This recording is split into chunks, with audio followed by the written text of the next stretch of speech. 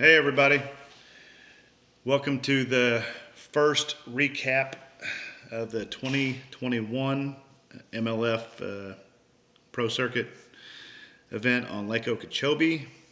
Um, Pretty much had a lousy week, and I've kind of put off making this video for about a week to kind of get my thoughts together and all that stuff.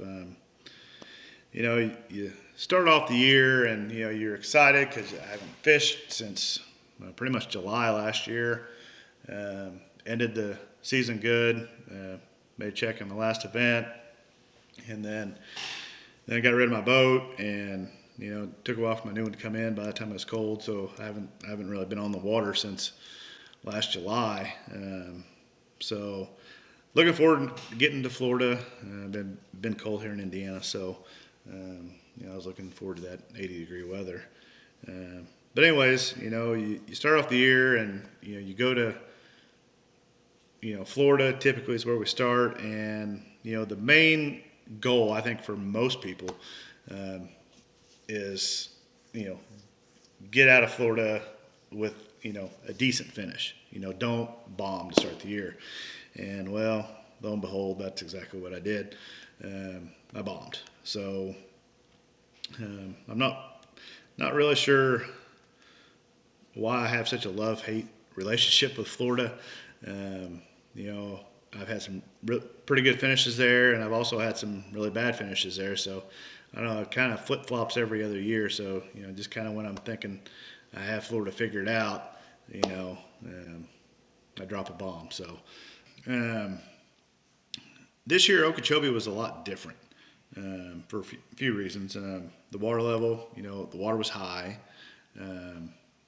Another thing, the hurricane a year or two ago really demolished the lake. I mean, there were just places that I'd been before that were just gone.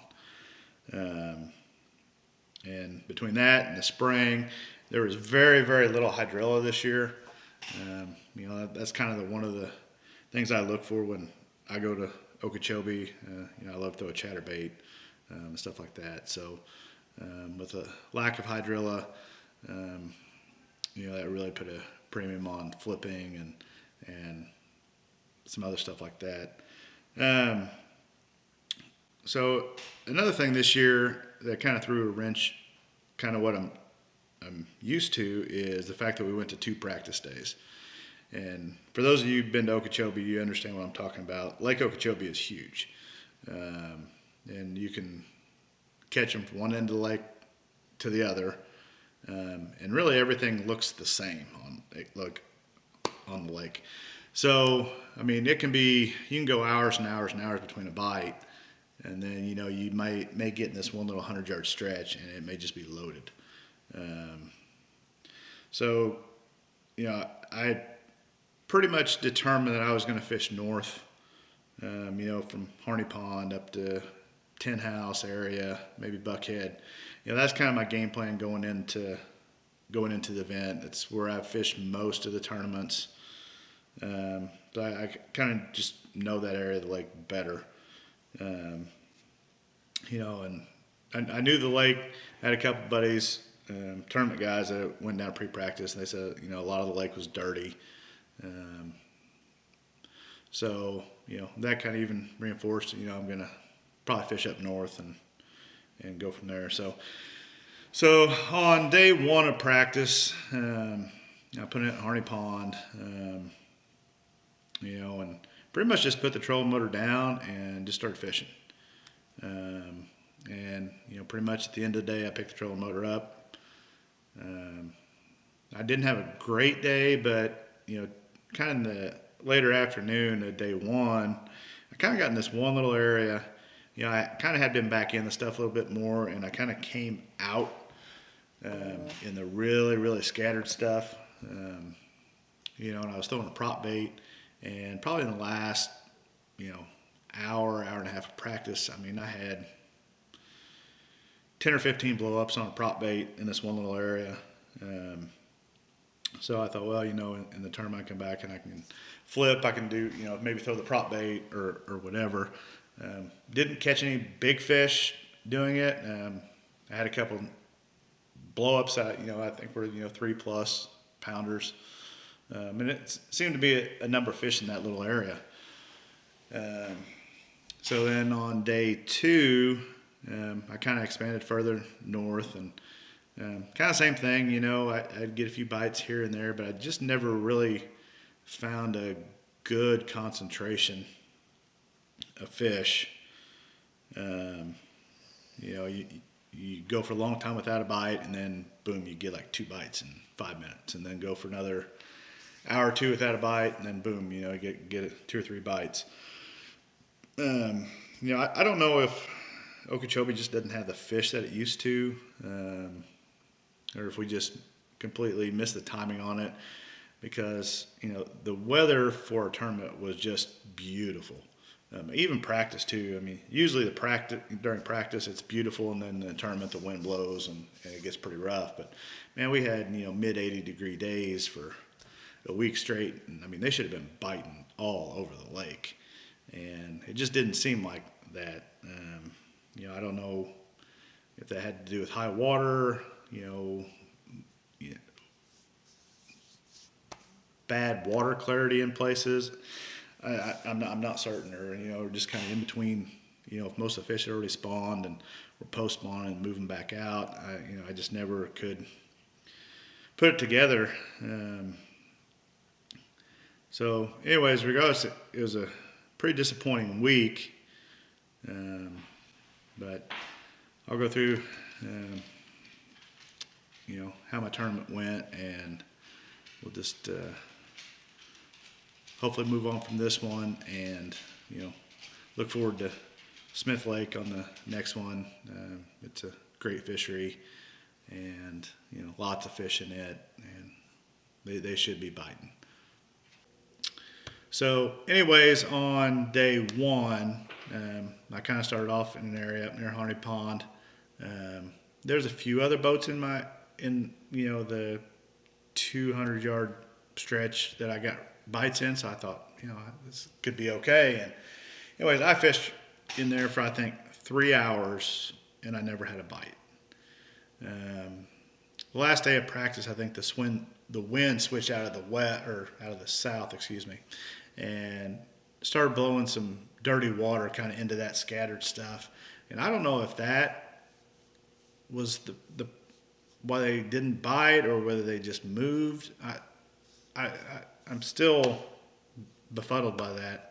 I know there's a couple other guys in there that, said, they had quite a few bites in practice, as did I in there, and nobody really caught them. So I don't know what happened to those fish. It just kind of, I don't know, it was just, my guess is the dirty water rolling in kind of hurt that place a little bit. So I kind of end up running around on day 1. I caught 1 on a swim jig. Then my second one I caught on a swim jig, and then I ran up to near Buckhead for those spawning fish, and they're really, really hard to see. I mean, you almost had to be right on top of them to even see the bed, or and see if there was a fish on it or not. If you see one of my fish catches, you'll see me. I see a bed. I can't see a fish on there, but I just see the light spot, and I mean it's almost right off the side of my boat, and you'll see me. I just flip in there, and and I'm trying to look, and I kind of look away, and next thing I know, my line's swimming away, and I catch one. And anyways, I end up catching 3 up there off bed to make my limit. So then I ran back down to kind of where I started, and I thought, maybe, those fish will bite in the afternoon. So I ran back down through there. A lot of boats were gone. I ended up catching 1 in there that helped me just a little bit. I mean, I think I had 9 or 10 pounds the first day. I think I was around 100th in the standings. So I was pretty disappointed with that, because I really thought that based off some of the fish I saw in practice, I could I really thought I could catch 15 pounds a day, and just cash a check and move on because I didn't catch any big ones in practice. And so on day 2, I wasn't going to start back where I did on day 1 and waste half my day there because, like I say, based off who I saw around me, looking at the standings, none of them really caught them in there. So, I just kind of went fishing on day 2. And I don't know, I had 6 or 8 bites. I only put 2 of them in the boat, and that was a killer. But looking back, now that I've had a week to think about it, about every time I leave Florida, almost every time, on my drive home, I'm thinking, okay, next time I come to Okeechobee, I'm going to put 2 flipping sticks on the deck and leave everything else in the rod locker, and I'm just going to flip. And of course, I never end up doing that. But really, you need something to flip, and then maybe a chatterbait. Occasionally you can catch them on a prop bait. I know some guys caught them on a prop bait. And actually, that's what I got quite a few bites on in practice. And I don't think I had a single bite on it in the tournament.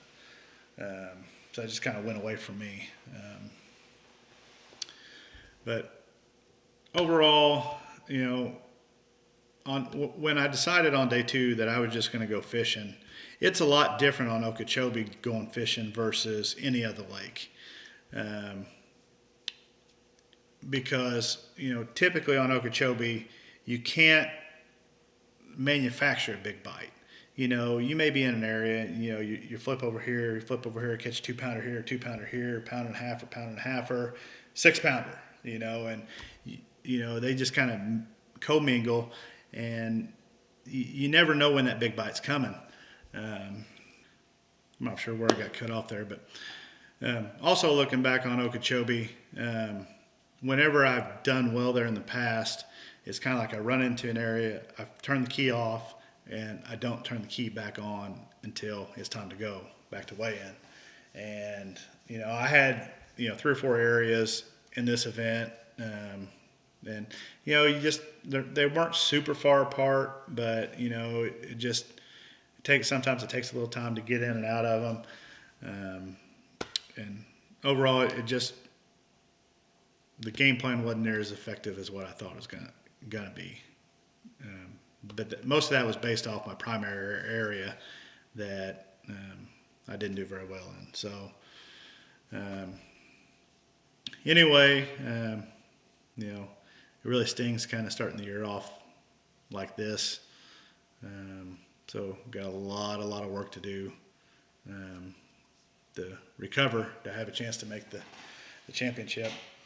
A few things that I was really impressed with this week. Some of you know that this year I started running MTech lithium batteries, and also this year paired with that the power pole charge system. And I didn't really know what to expect. I had heard good things about them, but I was just blown away on how good those batteries and that power pole charge system work together. Most of the time, at night when I would plug in, I plug in when I got home, go take a shower, eat dinner. I go out and check on my batteries, an hour and a half later, and they were like 100% already. So, if you're looking for that battery system, check out MTech lithium batteries and then the power pole charge system. These lithium batteries now, they're good for years and years and years. They are, the lithium batteries are pricey, but based off what I've seen, they are well worth it. And then, all my other equipment, worked great. The force trolling motor, fantastic. It would just cut through anything I was trying to go through. Didn't really use the Panoptics a whole lot. It's just tough when you're in, a couple feet of water. But the next event, the Panoptics will be a key player. So, looking forward to it. We've got about another week and a half, 2 weeks before we head to Smith Lake. So anyway, thanks for watching. I'll include my fish catches in this video because I mean really I didn't catch a whole lot of fish anyway. So usually I'd make 2 separate videos, but I'll just include them on this one. And also, if you're interested, I got some hats made. Shoot me a message on Facebook, $20, and you can have your own John Voles fishing hat. So anyway, thanks for watching. Take care, and I'll see you next time.